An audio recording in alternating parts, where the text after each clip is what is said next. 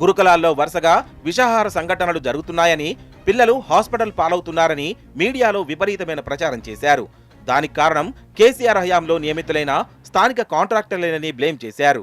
నిజానికి ఆ కాంట్రాక్టర్లను నియమించింది మీ కలెక్టర్లే కదా రేవంత్ రెడ్డి. మీ కలెక్టర్లను మీరే నమ్మరా? అయినా విద్యాశాఖ మంత్రి ఇంత జరుగుతుంటే ఏం పొడుస్తున్నాడు?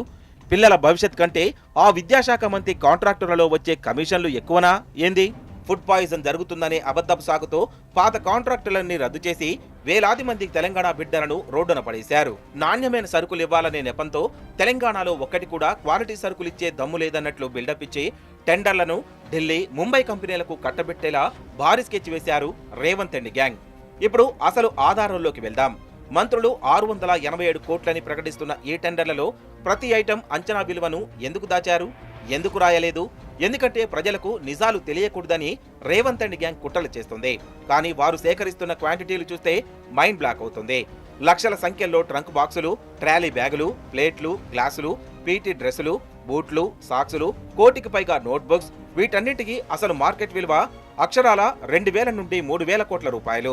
మన తెలంగాణకు చెందిన చిన్న తరహా పరిశ్రమలు ఈ టెండర్లలో పాల్గొనకుండా ఉండడానికి వీరు పెట్టిన నిబంధనలు చూస్తే ఆశ్చర్యపోతారు.